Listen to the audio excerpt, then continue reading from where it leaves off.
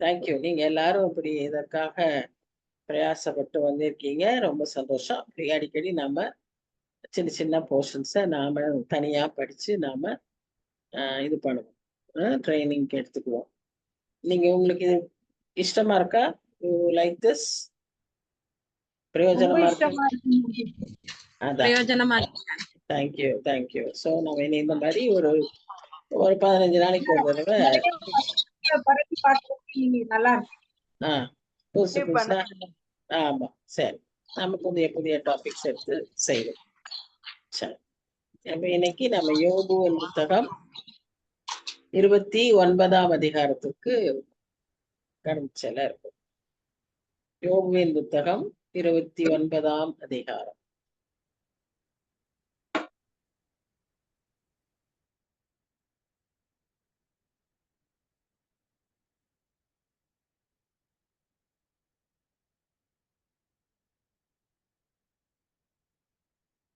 யோபு சாப்டர் 29.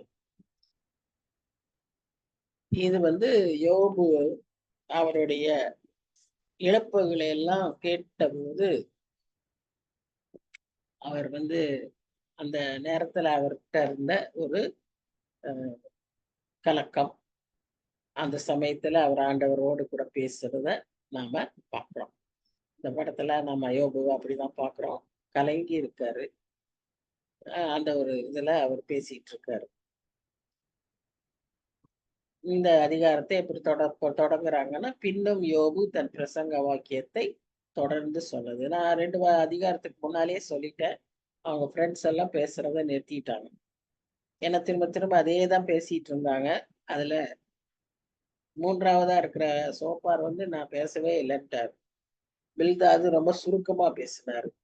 அதுக்கப்புறம் அவங்க பேசுறத நிறுத்திட்டாங்க. ஆனா யோபு தொடர்ந்து பேசிட்டு இருக்காரு.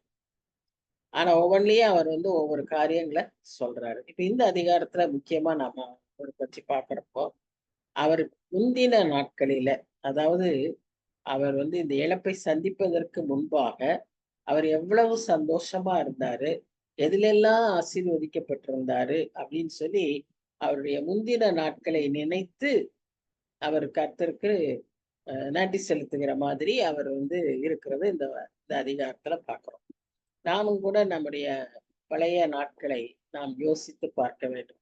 கர்த்தர் நம்மை விடுவித்த காரியங்கள், இப்ப விஜயா பார்த்தீங்கன்னா அவங்களுக்கு நடந்ததால அதே தான் அதிகமா அவங்க யோசிச்சுக்கிட்டே இருந்தாங்க.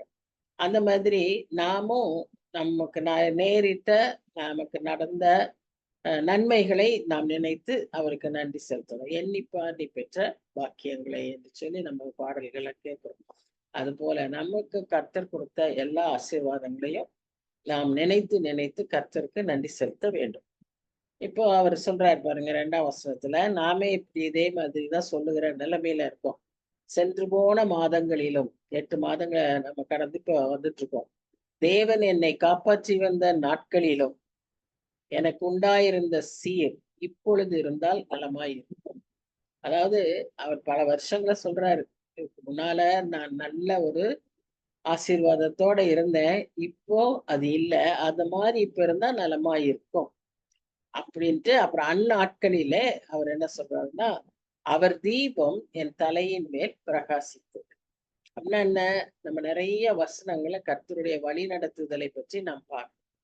கார் இருளில் என் நேச தீபமே, கார் இருள அவருடைய தீபமாய் அவருடைய வழி, அவருடைய பிரசன்னம் நம்மை வழி நடத்தும். அவருடைய வசனம் தான் முக்கியமா நம்மை வழி நடத்தும். ஏன்னா 105ஆம் சங்கீதத்துல நம்ம வாசிக்கிறோம், 105 115 105:9, அவருடைய வசனம் என் கால்களுக்கு தீபமும் என் பாதைக்கு வெளிச்சமா இருக்கிறது. சோ வசனம் தான். அப்போ அந்த வசனம் அவருக்கு அப்படி பிரகாசித்தது. அவர் அருளின வெளிச்சத்தினால் இருளை கடந்து போனேன். அப்படின்னா 2 விதத்துல நம்ம அறிஞ்சுக்கணும். டைரக்டா இருளை கடந்து போறது ஒண்ணு, இன்னொன்னு இருள் இந்த உலகமே இருளதான் இருக்கு. இப்போ அவரை அறியாத பாவத்துல பாவ உலகில தான் நாம இப்போ வாழ்ந்து கொண்டிருக்கிறோம். அப்படி இருக்கும்போது ஒரு சர்வே இன்னைக்கு பார்த்தேன். அதுல உலகத்திலேயே இப்ப அதிகமா இருக்கிறவங்க யாருன்னு சொன்னா முஸ்லிம்ஸ். உலக அளவுல ஸ்டாட்டிஸ்டிக்ஸ்ல முஸ்லிம்ஸ் தான் அதிகமா இருக்காங்க. சீக்கிரமா அவங்க வந்து உலகத்தையே அவங்க என்ன செய்ய போறாங்க, கேப்சர் பண்ண போறாங்க அப்படின்னு அவங்க முயற்சிகள் எடுத்துக்கிட்டு இருக்காங்க.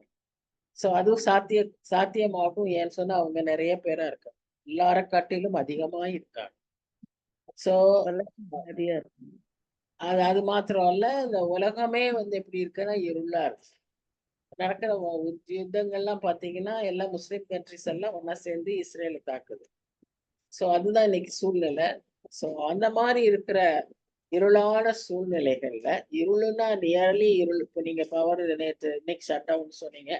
அப்போ ஒரு இருள் தான், அது லைட்டு போட முடியல, வேலை பார்க்க முடியல.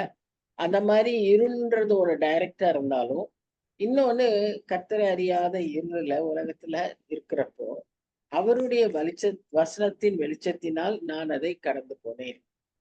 எல்லா எல்லா சூழ்நிலையிலும் நான் எப்படி நடந்துக்கணும்னு சொல்லி அவர் வசனம் தான் எனக்கு உதவி செய்தது.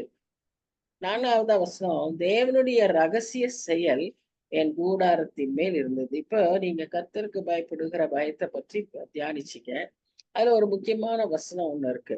அதாவது சங்கீதம் 25ல நீங்க வாசிச்சீங்கன்னா, அதுல கர்த்தருக்கு பயந்தவர்களுக்கு ஒரு ஆசீர்வாதம் இருக்கும். என்னன்னா, அவருடைய ரகசியம் அவர்களோடு தங்கி இருக்கும். அவர் என்ன செய்ய போறாருன்னு முதல்ல கர்த்தருக்கு பயப்படுறவங்களுக்கு சொல்லிருப்பார். நீங்க ஆபிரகாமை பத்தி வாசிச்சீங்கன்னா, இப்போ ஆபிரகாம் கூட அவருக்கு முதல்ல இந்த சோதம் கொமோராவை அழிக்கிறதுக்கு முன்னால கர்த்தர் அவரிடத்தில் சொல்றார். 18ஆம் அதிகாரம் 18ஆம் வசனம் பாத்தீங்கன்னா, ஆதியாகமத்துல கர்த்தர் ஆபிரகாம் கிட்ட நான் தான் செய்ய போறதை அவருக்கு சொல்வார். இப்படி கர்த்தருக்கு பயப்படுகிறவர்களோடு அவர் அதை விரும்புறாரு. அதனாலதான் இந்த மாதிரியான ஆசீர்வாதங்கள்லாம் இருக்கு. இப்ப யோபுவும் அந்நாட்கள்ல அப்படிப்பட்டவனா இருந்தான்னு கர்த்தரே அவரை பத்தி சர்டிபிகேட் சொன்னார் இல்லையா? தேவனுக்கு பயந்தவனும் பொல்லாப்புக்கு விலகுகிறவனும் அப்படின்னு அவனை பத்தி சொல்றாங்கல்ல. அப்போ அதனால கர்த்தருடைய ரகசிய செயல் என் கூடாரத்தின் மேல் இருந்ததுன்னு அவரு தைரியமா சொல்றாரு. அடுத்ததான் 5ஆம் வசனத்துல நம்ம என்ன பார்க்கிறோம்? அப்பொழுது சர்வ வல்லவர் என்னோடு இருந்தார். நம்ம கர்த்தருக்கு பயந்து இருக்கிறப்போ, அவருடைய வசனத்தின்படி வாழும்போது சர்வ வல்லவர் நம்மோடு கூட இருப்பார். என் பிள்ளைகள் என்னை சூழ்ந்திருந்தார்கள். இப்ப 126 சங்கீதத்துல பார்த்தோம், உன் பிள்ளைகள் ஒலிவ மர கன்றுகளைப் போல, திராட்சை தோட்டத்தை போல உன் மனைவி இருப்பார், உன்னை சூழ்ந்து நிற்பார்கள் அப்படின்னு சொல்லி நாம அங்க பாக்குறோம். பந்தியிலே அவர்கள் ஒலிவ மர கன்று போல உன்னை சூழ்ந்து இருப்பார்கள். அப்படி பிள்ளைகள் என்னை சூழ்ந்திருந்தார்கள். ஆனா இப்போ அதெல்லாம் இல்லை அப்படிங்கிறது தான் அவர் வந்து அங்க சொல்றார். பொதுவா உலகத்தார் வந்து இந்த மாதிரி இழப்பெல்லாம் சந்திக்கிறப்போ அவங்க முக்கியமா எதை இழந்திருக்கிறேன்னு நினைப்பாங்கன்னா, என் ஆசீர்வாதத்தை இழந்துட்டேன், என்னுடைய பிசினஸ்ல தோற்றுட்டேன், எனக்கு நஷ்டம் ஆயிடுச்சு, ஆடு மாடெல்லாம் போயிடுச்சு, என் பிள்ளைகளை கூட நான் இழந்துட்டேன், இப்ப யுத்தம், இந்த வெள்ளம் இதுல அப்படின்லாம் போய் எல்லாரும் எதை சொல்றாங்கன்னா, நிறைய இப்படிதானே சொல்றாங்க. விவசாயிகள்னா உடனே அவங்க அதே தான் சொல்றாங்க, பயிரெல்லாம் அழிஞ்சிருச்சு, இதுதான் பேசுறாங்க. ஆனா யோபு இது எல்லாத்தையும் காட்டில அவர் எதை மிஸ் பண்றாருன்னா, என் ஆண்டவர் என்னோட நெருக்கமா இருந்தார் அந்நாட்களில, இப்போ அவர் என்னை விட்டு தூரமா இருக்கார், என்னால அதை நான் தாங்கிக்க முடியல, அவர் என்னோட நெருக்கமா இல்ல, அது என்னால தாங்க முடியலன்னு யோபு புலம்புகிறார். மற்றபடி இழந்ததை குறித்தெல்லாம் கூட அவருக்கு ரொம்ப வருத்தம் இல்லை. பூர்வ நாட்களை ஏன் நினைக்கிறாருன்னா, அவர் ஆசீர்வதிக்கப்பட்டிருந்ததை அவர் நினைக்கல, அவர் அவரோடு ஆண்டவர்கிட்ட இருந்த நெருக்கத்தை இப்ப இழந்துட்டேனேன்னு தான் அவர் வருத்தப்பட்டார். நம்ம ஆண்டவருக்கு கூட கெத்செமனேல அந்த அளவுக்கு வியாகுலப்படுறதுக்கு காரணம், உலக பாவத்தை அவர் சிலுவையில சுமக்கும் போது தேவனை விட்டு அவர் பிரிய வேண்டிய சூழ்நிலை வந்தது. அதனாலதான் அவர் அழுதுகிறார். 4ஆம் வசனத்துல கதர்றாரு, என் தேவனே ஏன் என்னை கைவிட்டீர். அந்த காரிருள் வந்தது. அந்த 3 மணி நேரம் உலகமே காரிருள்ல இருந்தது. எப்படின்னா, பிதாவும் குமாரனும் பிரிந்து இருந்தார்கள் அந்த சமயத்தில். சோ அந்த அந்த காரியத்தினால்தான் அப்படி எல்லாம் இருந்ததாக நம்ம அதுதான் அதே மாதிரி ஒரு புலம்பலத்தான் யோபு இங்க செய்யறாருன்னு சொல்லி நாம பார்க்கணும். அடுத்ததா ஆஹ் இதேதான் அவர் பழைய நாட்களின் ஆசீர்வாதத்தை நினைத்து பார்த்து அதை இழந்ததையும் யோசித்து அதுல அவர் என்ன முக்கியப்படுத்துறாருன்னு சொன்னா, அப்போ என்னை எப்படி நடத்தினார், அன்றைக்கு அது மத்தியில எனக்கு எப்படி சப்போர்ட்டிவா இருக்கு, எல்லாவற்றிலுமே இவ்விதமாய் நாம் யோசிக்க பழக வேண்டும். அப்போ விஜயா அவங்க சொல்லும்போது அந்த 34ஆம் சங்கீதத்தை சொன்னாங்க, எக்காலத்திலும் நான் ஸ்தோத்தரிப்பேன். அப்போ அந்த ஏன்னா நம்ம பாக்குறோம்னா சிங்கக்குட்டிகளுக்குள்ள பக்கத்துல இருந்தா கூட அவங்க சிங்கக்குட்டி பட்டினியா கிடந்துச்சு, ஆனா என்ன தாழ்ச்சி அறியாம காத்துக்கிட்டாரு. சோ எல்லாத்துலயும் கர்த்தருடைய எந்த சூழ்நிலையிலும் நாம் என்ன செய்யணும்னா கர்த்தருடைய பிரசன்னத்தை, கர்த்தருடைய ஆசீர்வாதத்தை, அவர் எப்படி எனக்கு சப்போர்ட்டிவா இருந்தாருன்னு சொல்லி நாம அதை நினைக்க வேண்டியவர்களாய் இருக்கோம். நன்றி உள்ளவர்களாய் நாம எப்பொழுதும் இருக்க கர்த்தர் நம்மை அழைக்கிறார். அடுத்து இப்ப நமக்கு இப்ப யோபுவுக்குமே நல்லா தெரியும் ஒன்று என்னன்னா, நான் கர்த்தருடைய பிள்ளை, நான் அவருக்கு அவ்வளவு பிரியமா நடந்தேன், கர்த்தர் என்னோட அவ்வளவு நெருக்கமா இருந்தாரு, இப்போ எனக்கு இப்படி ஒரு நெருக்கமான பாதை இருக்குன்னா இது நிமித்தமாய் கர்த்தர் ஏதோ ஒரு நன்மையை எனக்கு செய்வார்னு சொல்லி, அதனாலதான் யோபுவின் புத்தகம் 23ஆம் அதிகாரம் 10ஆம் வசனத்துல சொல்றாரு, கர்த்தர் என்னை புடமிட்ட பின் நான் பொன்னாக விளங்குவேன். சோ இப்ப என்ன புடமிடுறாரு, நான் ஆனா பொன்னா விளங்குவேன். சோ அந்த ஏதோ ஒரு நன்மை இதுல இருக்கு, என்ன உருவாக்குறாரு அப்படிங்கிற ஒரு அண்டர்ஸ்டாண்டிங்ல, ஒரு மனப்பான்மையில அந்த பிரச்சனைய கஷ்டத்தை அவர் எடுத்துக்கொள்கிறார். அடுத்து கர்த்தர் அனுமதிக்காம, கர்த்தர் அறியாத எந்த காரியமும் ஒரு விசுவாசிக்கு நேரிட முடியாது. கர்த்தருடைய விசுவாசி, கர்த்தரை நம்பி இருக்கிற ஒரு பிள்ளைன்னு சொன்னா நமக்கு எதுவுமே அவருடைய அனுமதி இல்லாம, அவருடைய அறிவுக்கு இல்லாம நமக்கு ஏற்படாது. இது நம்ம நல்லா தெரிஞ்சுக்கிட்டோம்னா நம்ம விசுவாசத்துல உறுதியாய் இருக்க முடியும். இது தெரியாதனாலதான் நமக்கு பயம், கலக்கம், என்ன ஆகுமோ ஏதாகுமோ. இந்த அனுபவங்கள்லாம் எதை நமக்கு என்ன சொல்லி கொடுக்குது, நாம் இன்னும் கர்த்தரை உறுதியாய் பற்றி கொள்ளணும், இன்னும் நாம் கர்த்தரை விசுவாசிக்க வேண்டும்.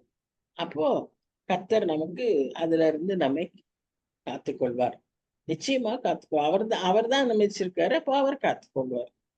அதுதான் நாம் அறிந்து கொள்ள வேண்டிய ஒரு காரியம்.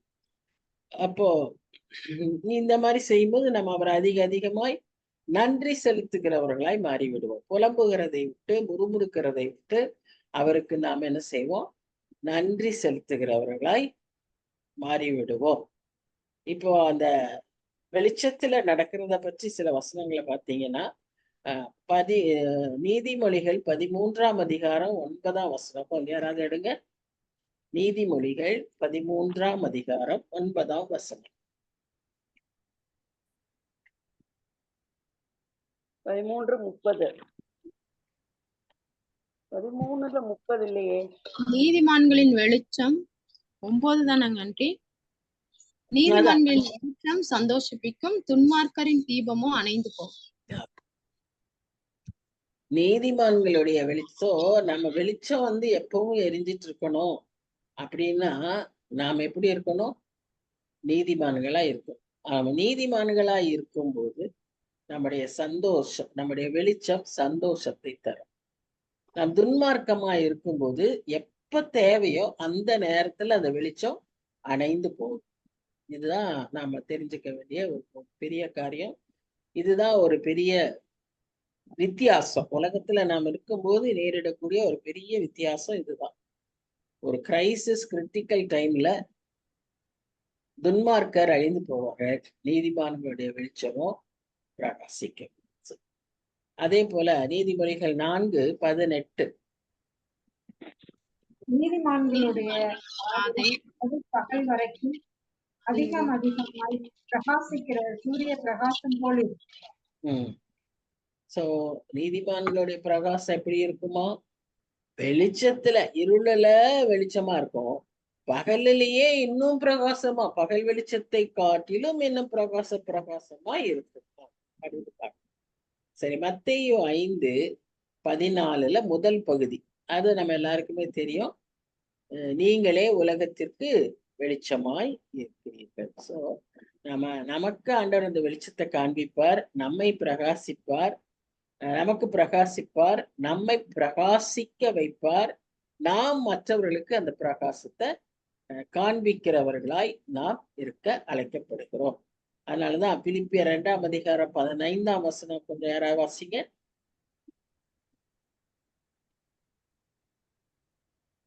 2:15 கோணலும் மாறுபாடுமான சந்ததியின் நடுவிலே குற்றமற்றவர்களும் கபடற்றவர்களும் தேவனுடைய மாசற்ற பிள்ளைகளுமாய் இருக்கும்படி எல்லாவற்றிலேயும் முறுமுறுப்பா இல்லாமலும் தர்க்கிப்பு இல்லாமலும் செய்யுங்கள் அப்படின்னு வேற மாதிரி வருது இல்லையே. ஜீவ வசனத்தை நான் வீணாக ஓடினதும் வீணாக பிரயாசப்பட்டதும் இல்லை என்கிற மகிழ்ச்சி கிறிஸ்துவின் நாளிலே எனக்கு உண்டாயிருப்பதற்கு ஜீவ வசனத்தை பிடித்து கொண்டு உலகத்திலே சுடர்களைப் போல பிரகாசிக்கிறீர்கள்.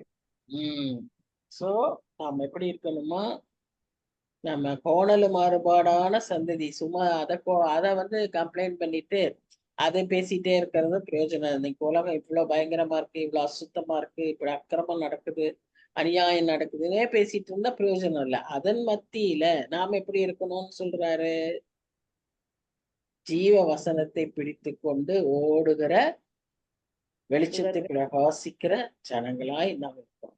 அதுல மாசற்றவர்களாக, அதுல கரைதிரை இல்லாதவர்களாக நாம் அதுல இருக்கிறதுக்கு அழைக்கப்படுறோம். சோ இன்னைக்கு நம்ம உலகம் இப்படி இருக்குன்னு சொன்னா, இந்த உலகத்தின் மத்தியில நாம எப்படி இருக்கணும், நாம எப்படி வெளிச்சமா இருக்கணும். You are the light of the வேர்ல்டுன்னு பாக்குறோம். நாம வெளிச்சமாய் பிரகாசிக்கிறதுக்கு நாம் எப்படி இருக்கணும்னு சொல்லி இந்த பிலிப்பியர் 2:15 நாம வாசிக்கிறோம். சரி, இப்ப 6 பாத்தீங்கன்னா மறுபடியும் பழைய நாட்களுக்கு போறாரு. அப்ப அவர் சொல்றாரு, நான் எவ்வளவோ செல்வத்துல சம்பிரமமா இருந்தேன்றத அவர் அங்க சொல்றாரு. என் பாதங்களை நான் நெய்யினால் கழுவினேன். பாத்துக்காங்க, கண்மலைகளிலிருந்து எனக்காக எண்ணெய் நதி போல ஓடி வந்தது. அந்த செல்வ நாட்களின் சீர் இப்போது இருந்தால் நலமாயிருக்கும். இப்ப எங்க உட்கார்ந்துருக்காரு, சாணியெல்லாம் போட்டு குப்பை போட்டு வச்சிருக்கிற அந்த குப்பை மேட்டுலதான் உட்கார்ந்துருக்காரு. இப்ப நினைச்சு பார்க்க அவருக்கு எப்படி இருந்திருக்கும் கொஞ்சம் யோசிச்சு பாருங்க. கொஞ்சம் நஞ்சம் கஷ்டம் இல்லையா? அப்படியே ஒரு தலைகீழா மாறி போன ஒரு நிலைமை. அவர் செல்வம் வீடு எல்லாம் போனது மாத்திரம் இல்ல, அவருக்கும் உடம்பெல்லாம் புண்ணு, அந்த மாதிரி ஒரு நிலைமை. அப்ப அவர் சொல்றாரு, ஏன்னா அவர் இருந்த போது அவ்வளோ லக்ஸூரியஸா வாழ்ந்திருக்காரு. ஏன்னா அவருக்கு எல்லாம் நிறைவ திரளா இருந்தது. அப்படி அவர் இருந்தாருன்னு சொல்லி நம்ம பார்க்கிறோம். ஒரு நல்ல சந்தோஷமான, நிம்மதியான, திருப்தியான வாழ்க்கையை வாழ்ந்து கொண்டிருந்தார். எப்பவுமே நம்ம நினைக்கணும், அப்படியே நாம் இருந்துருவோம்னு நினைக்கவே கூடாது. எந்த சமயத்திலும் ஏதாவது மாற்றங்கள் நமக்கு நேரிட வாய்ப்புண்டுன்னு சொல்லி ஜாக்கிரதையாக ஆயத்தமாகவே நாம இருக்க வேண்டும். ஏன்னா இப்ப பாருங்க, பூமி அதிர்ச்சிகள், இந்த மேல இருந்து மலை கற்கள் புரண்டு ஓடி வர்றது, தண்ணி வரணும்னா தண்ணிக்கு பதிலா கற்களா வருது.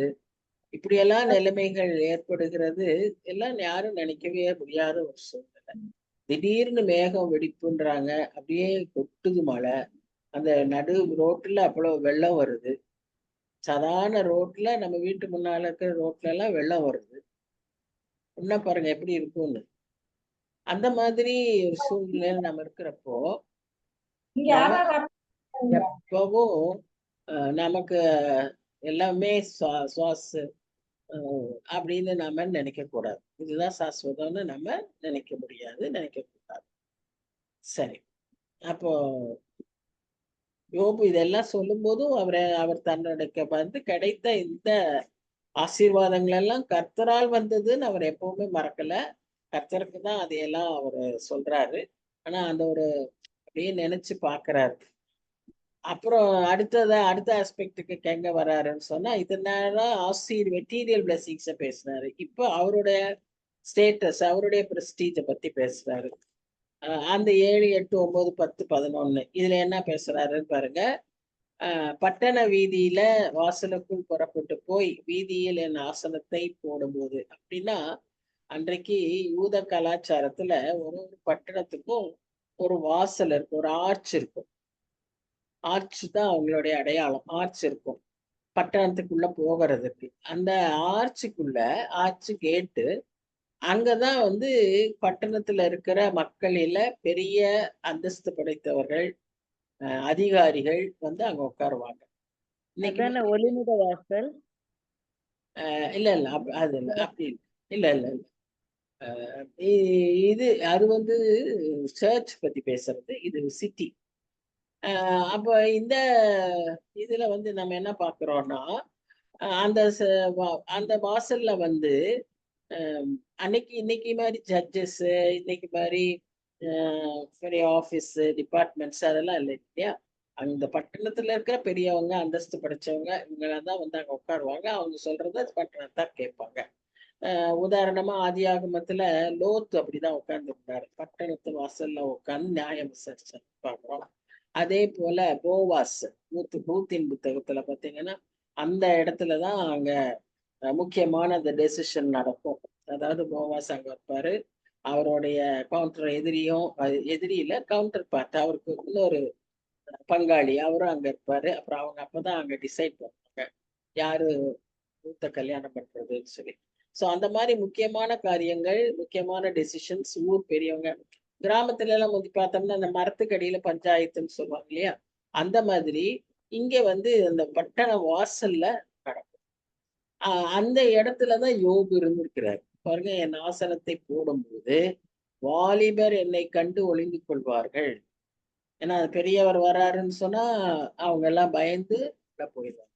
நாங்களாம் சின்ன பிள்ளையா இருக்கும்போது எங்க அப்பா அவருடைய ஃப்ரெண்ட்ஸ் வீட்டுக்கு போவாங்க. அவங்களாம் கொஞ்சம் ரொம்ப பெரிய வசதியானவங்க. அவங்க வந்து பாத்தீங்கன்னா அந்த அவ்வளவு பெரிய எங்க அப்பாவோட ஃப்ரெண்டுன்னு போது எங்க அப்பா அளவுக்கு இருப்பார் இல்லையா, அவரே அவங்க அப்பா கிட்ட பேசுறதுக்கு இப்படி தலையை குனிச்சுட்டு ஆமாக்கும் எப்படின்னு தான் பேசுவார். அவர் எங்களுக்கு காமிச்சிருக்கிறாரு. அப்ப சொல்லுவாரு எவ்வளவு மரியாதையா பெரியவங்கள்ட்ட அவங்க எல்லாம் பயந்து இருக்காங்க சொல்லலாம். அவருடைய வாலிபர்கள் பொதுவாகவே பெரியவங்களை கண்டா, இன்னைக்கு எப்படி இருக்கு, வாலிபர்கள் பெரியவர்களை கண்டு ஒளிஞ்சு கொள்வாங்களா, பயந்துப்பாங்களா, என்ன ஏதுன்னு கேள்வி கேட்கிறவங்களா இருக்காங்க. அதான் உரிமை அப்படின்னு அவங்க நினைக்கிறாங்க. ஆனா அன்னைக்கு அப்படி இருப்பாங்க. முதியோர் எழுந்து நிற்பார்கள். முதியோர் இவர் வராருன்னா அங்க இருக்கிற மற்ற பெரியவங்க எல்லாம் கூட எழுந்து நிற்பாங்களாம். பிரபுக்கள் பேசுகிறதை நிறுத்தி கையினால் தங்கள் வாயை புத்தி. இதுவும் இன்னைக்கு எல்லாம் கிடையவே கிடையாது. ஒருத்தர் பேசுறாங்கன்னா மற்றவங்க அமைதியா இருந்து அவங்க பேசுறத கேட்போன்றதே இல்லை. ஒருத்தர் பேசும்போதே அடுத்தவங்க பேசிக்கிட்டே இருப்பாங்க சைட் பை சைட். அதெல்லாம் வந்து ஒரு நல்ல மேனஸே கிடையாது. அன்றைக்கு பாருங்க, பைபிள்ல பாக்குறோம், அன்னைக்கு யோபுவுக்கு அப்படி மக்கள் எல்லாம் அப்படி இருந்தாங்க. ஒரு பெரியவங்கன்னா, ஒரு ரெஸ்பெக்ட்ஃபுல் பர்சனா இருந்தாங்கன்னா அப்படிதான் நம்ம செய்யணும். பெரியோரின் சத்தம் அடங்கி அவர்கள் நாக்கு அவர்கள் மேல்வாயோடு ஒட்டிக்கொள்ளும். அப்படி அவ்வளவு ஒரு ரெஸ்பெக்ட்ஃபுல் பர்சனா அன்னைக்கு யோபு இருந்திருக்காரு. என்னை கேட்ட காது என்னை பாக்கியவான் என்றது. அப்படின்னா என்ன, இவர் பேசுறத கேட்ட காது, இவர் என்ன சொல்றாரோ, ஆலோசனை சொல்றாரோ, அறிவுரை சொல்றாரோ, இல்ல அவர் என்ன பேசுறாரோ, அதை கேட்ட மக்கள் என்னை பாக்கியவான் என்று சொன்னார்கள். என்னை கண்ட கண் எனக்கு சாட்சியிட்டது. அப்படி அவர் ஒரு செல்வத்தோடு சம்பரமாய் வாழ்ந்திருந்தார். அது மாத்திரம் அல்ல, அவர் அங்க இடத்துல நின்று நிறைய நீதி ஆலோசனைகளை அவர் செய்தார். இவர் வந்து அதை ஏன்னா அப்படி எல்லாம் எனக்கு அவ்வளவு இதா இருந்தேனே, நான் இப்படி இருக்கிறேன்னேன்னு அவர் புலம்பல. ஒன்னே ஒண்ணுதான் அவர் கேட்கிறார், நான் அப்படி இருந்தேனே, இப்ப ஏன் ஆண்டவர் என் பக்கத்துல இல்ல? அப்ப என்னோட ஆண்டவர் பக்கத்துல இருந்தாரு, இப்ப பக்கத்துல அவர் இல்ல. அதத்தான் அவர் மிஸ் பண்றார். இப்ப அது ஒரு ஆஸ்பெக்ட். செகண்ட், இப்போ 3வது ஆஸ்பெக்டுக்கு வராரு. 3வது ஆஸ்பெக்ட் என்னன்னா, அவர் செய்த நன்மைகள், உதவிகள். முறையிடுகிற ஏழையையும் திக்கற்ற பிள்ளையையும் உதவியற்றவனையும் ரட்சித்தேன். இவ்வளவு பெரிய ரெஸ்பெக்ட்ஃபுல்லா இருந்த பர்சன் அந்த சமுதாயத்துல இருந்த இப்படிப்பட்ட மக்களை குறித்து அறிந்தவராய் இருந்தார், கரிசனை உள்ளவராய் இருந்தார். அதுதான் ஒரு பெரிய வித்தியாசம், ஒரு நல்ல அட்ரிபியூட். இன்னைக்கு பணக்காரங்கள்னு சொன்னா அவங்களுக்கு ஏழைகளை பற்றியும் ஏழைகளுடைய தேவைகளை பற்றியும் அவங்க கொஞ்சமும் அறிந்து கொள்ளவே மாட்டாங்க. அவங்க கஷ்டம் எப்படி இருக்குன்னு அவங்களுக்கு தெரியாத மாதிரி இருப்பாங்க. ஆனா இவரோ அப்படி அவர்கிட்ட வந்த எத்தனை பேரையும் அவர் உதவி செய்திருக்கிறாரு. கெட்டு போக இருந்தவனுடைய ஆசீர்வாதம் என் மேல் வந்தது, விதவையின் இருதயத்தை கெம்பீரிக்க பண்ணேன். சிறுமைப்பட்டவர்கள் மேல சிந்தை உள்ளவராய் இவர் நடந்து கொண்டார் என்று சொல்லி நாம பார்க்கிறோம். சோ அதை பற்றி அவர் போஸ்ட் பண்ணல. ஆனா இத சொல்லும் போது நமக்கும் நாம எப்படி இருக்கணும், நாம் எப்படி வாழணுங்கிற ஒரு எண்ணம் வருது. நாம் அப்படி வாழுகிறோமா என்று நாம யோசிக்க வைக்குது. இப்போ மத்தேயு சுவிசேஷத்துல சீஷர்கள் கேட்பாங்க, பரிசேயர் சுத்தி இருக்கிறவங்க எல்லாம் கேட்பாங்க, அப்போ யாருதான் பரலோக ராஜ்யத்துக்கு போக முடியும்? அவங்க ஒரு காலத்துல நினைச்சது பணக்காரங்க தான் பரலோக ராஜ்யத்துக்கு போக முடியும்னு. ஆனா ஆண்டவர் சொல்றாரு, பாத்தீங்கன்னா பணக்காரங்க ஐஸ்வர்யவான்கள் பரலோகத்துக்கு போறது ஒட்டகம் ஊசியின் காதுக்குள்ள போகிற மாதிரி அப்படின்னு சொல்றாரு. அப்போ அவங்க கேக்குறாங்க, அப்ப யாருதான் போவாங்கன்னு சொல்லி. ஆனா ஏன் அப்படி சொல்றாருன்னா, ஐஸ்வர்யம் தவறல்ல. ஆனா ஐஸ்வர்யத்தினால் ஏற்படுகிற மயக்கம், ஐஸ்வர்யத்தினால் ஏற்படக்கூடிய பாவ நிலைமைகள் உங்களை பரலோகத்துக்கு போக விடாது. நிறைய பேருக்கு ஐஸ்வர்யம் வந்துருச்சுன்னா இப்படி யாரையுமே நினைச்சு பார்க்க மாட்டாங்க. சொந்த பெற்றோரையே நினைக்க அவங்களுக்கு நேரம் இருக்காது. அப்படி இருக்கக்கூடிய சூழ்நிலையில அவங்க எல்லாம் எப்படி பரலோகத்துக்கு போக முடியும்? எப்படி ஏழை மக்களை நினைக்க போறாங்க? அவங்களுக்கு எப்படி உதவி செய்ய போறாங்க? அந்த உனக்கு ஐஸ்வர்யம் கொடுக்கப்பட்டிருக்குன்னு சொன்னா அது உனக்கான ஐஸ்வர்யம் அல்ல, அது பிறருக்காய் செலவழிக்க வேண்டிய ஐஸ்வர்யம். இதை யோபு நன்கு புரிந்திருந்தான். அதனால அவன் எல்லாவற்றையும் மற்றவர்களுக்காக அவன் உதாரத்துவமாய் கொடுக்கிறவனாய் ஆதரிக்கிறவனாய் நாம் அவனை பார்க்கிறோம். அதான் 1 தீமோத்தேயு 6ஆம் அதிகாரம் 10ஆம் வசனத்துல வசிக்கிறோம். பண ஆசை எல்லா தீமைக்கும் வேறா இருக்கிறது. ஏன்னு சொன்னா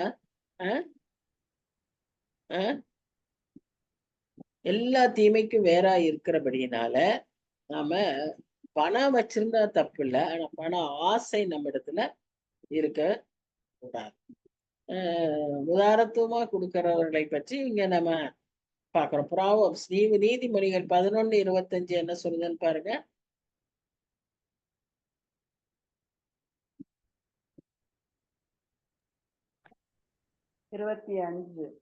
உதார குணமுள்ள ஆத்மா செழிக்கும், எவன் தண்ணீர் பாய்ச்சுகிறானோ அவனுக்கு தண்ணீர் பாய்ச்சப்படும். நீ என்ன கொடுக்குறியோ, நீ என்ன அளவுல செய்யறியோ அந்த அளவுக்கு மேல உனக்கு கிடைக்கப்படும். 19:17 நீதிமொழிகள் 19:17 ஏழைகளுக்கு இறங்குறவன் கர்த்தருக்கு கடன் கொடுக்கிறான் அப்படின்னு சொல்லி வாசிக்கிறோம். நீ சங்கீதம் 41:1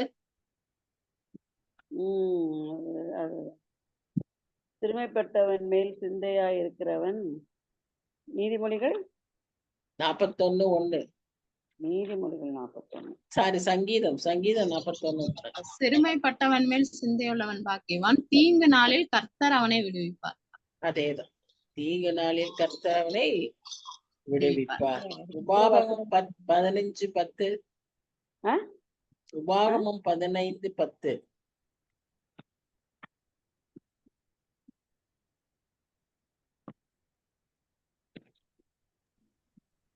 அவனுக்கு தாராளமாய் கொடுப்பாயாக, அவனுக்கு கொடுக்கும்போது உன் இருதயம் விசனப்படாதிருப்பதாக. அது நிமித்தமாக உன் தேவனாகிய கர்த்தர் உன்னுடைய எல்லா கிரியைகளிலும் நீ கையிட்டு செய்யும் எல்லா காரியங்களிலும் உன்னை ஆசீர்வதிப்பார். இப்போ நமக்கு நம்முடைய வேலை ஆசீர்வதிக்கணும், வியாபாரம் ஆசீர்வதிக்கப்படணும், நம்முடைய குடும்ப வருமானம் ஆசீர்வதிக்கப்படணும், நமக்கு நிலத்துல விளையிறது ஆசீர்வதிக்கப்படணும்னு நம்ம நினைக்கிறோம்னா அதுக்கு நம்ம என்ன செய்யணும்னு முதல்ல இங்க பார்க்கணும்.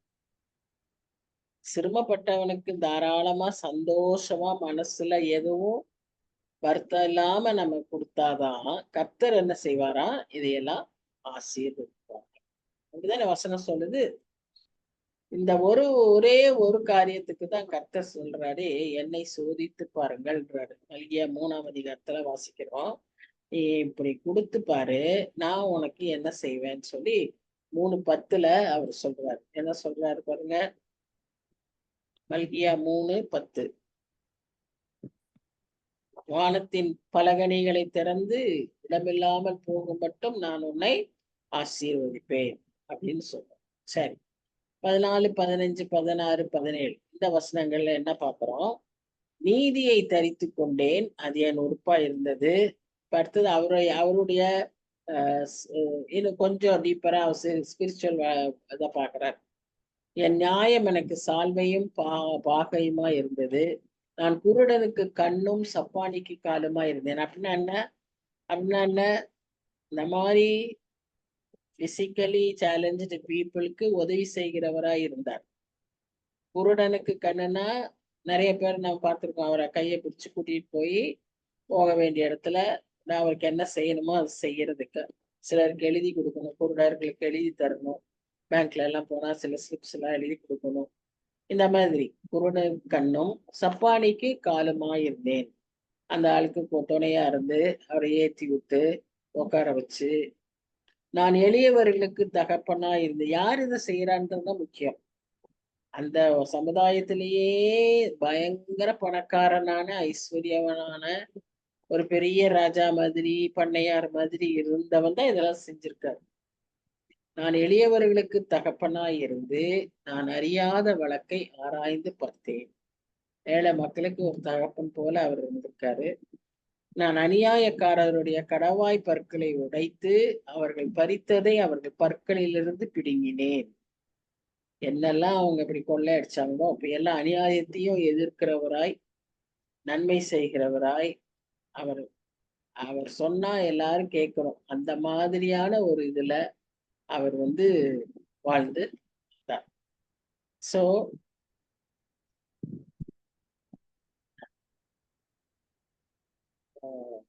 சங்கீதம் 82:3 வாசிங்க.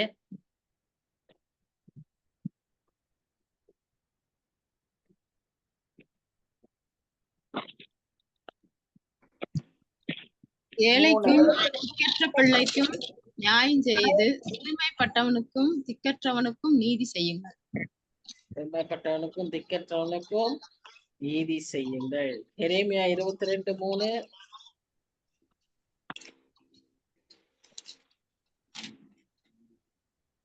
இன்னைக்கு இதெல்லாம் நம்ம வாசிக்கிறோமே, இந்த வசனத்தின்படி உலகம் நடக்குதா? திருச்சபை நடக்குதா? கிறிஸ்தவ மக்கள் நடந்து கொண்டிருக்கிறோமா? யோசிச்சு பாருங்க. யோபு காலத்துல அவர் நடந்துட்டு போயிட்டாரு. இன்னைக்கு நியாயமும் நீதியும் செய்து பறி கொடுத்தவனை ஒடுக்குகிறவனுடைய கைக்கு தப்புவீர்கள். நீங்கள் பரதேசியையும் திக்கற்றவனையும் விதவையும் ஒடுக்காமலும் கொடுமை செய்யாமலும் இவ்விடத்தில் குற்றமில்லாத ரத்தத்தை சிந்தாமலும் இருங்கள். ஆமா, குற்றமில்லாத ரத்தத்தை சிந்தாமலும் இருங்கள். இன்னைக்கு தேசத்துல குற்றமில்லாத ரத்தம் தான் எங்க பார் சிந்தப்படுது இல்லையா? எத்தனை கொலைகளை பார்க்கிறோம், எவ்வளவு அசிங்கமான காரியங்களை பார்க்கிறோம். எல்லாம் தேசத்துல பெருகி இருக்கு.